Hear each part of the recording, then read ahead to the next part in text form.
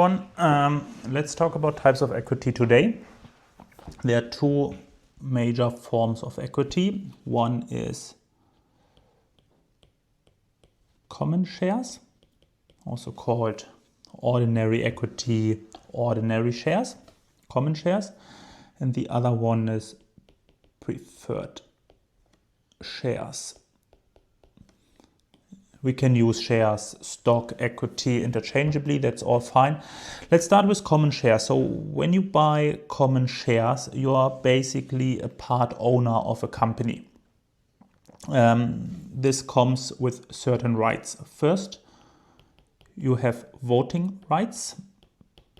Voting rights to elect members on the board of directors, board of management, vote on significant matters, M&A, sale of business units, operations.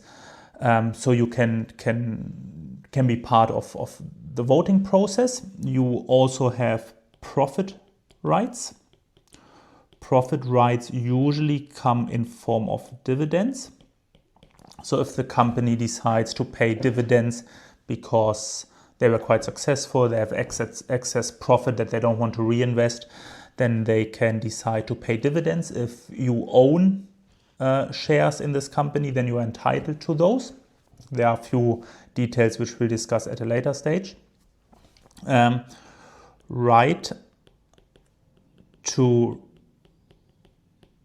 residual value. What does this mean? This means if the company goes bankrupt, you as a shareholder, you still have a right to receive some sort of value, which means after the company has paid the employees, their suppliers, their investment cost, after they have paid taxes, after they have paid debt interest, then whatever is left, you have a right to receive this value. And also right to limited liability. What does this mean? If you invest 100,000 in shares, if the company goes bankrupt, then depending on what is left, you may be able to recover all of your amount. However, you cannot lose more than what you have invested. So your liability as an investor is limited. If you invest 100,000, you cannot lose more. Yeah?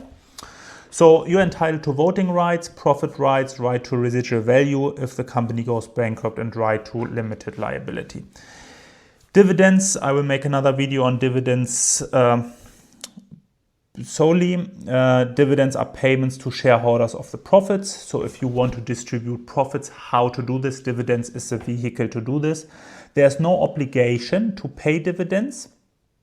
Unlike debt, there is an obligation, it is a liability, but for dividends it's not. So the firm cannot go bankrupt for not paying dividends. Whereas if they don't pay their coupon payments for debt instruments, they can go bankrupt. Yeah. Preferred shares, on the other hand, are a bit similar, a bit different. You don't have voting rights. No voting rights. The dividends are a bit more stable. Regular dividends. The dividends are obligatory. So usually when preferred shares are issued, the main feature is that you are entitled to regular dividends. However, if the firm is unable to pay those dividends, you can't sue the firm. Usually they're paid later or accrued interest is accumulated. But the main feature here is regular dividends. And then again, it also comes with the right to residual value, right to residual value, and right to limited liability. Yeah, so main feature, voting rights, and the big part is the dividends that are obligatory. When we think about how they are ranked, so if the company goes bankrupt, debt holders get paid first. I will come to this in another video. Then preferred shareholders. That's why they're called preferred. And then common shareholders. Yeah, so that means from a risk perspective, if you are an investor, for you, the common shareholders would be more risky, because if the company goes bankrupt, all the other debt holders, shareholders, or capital providers are paid first, and you're basically the last ones.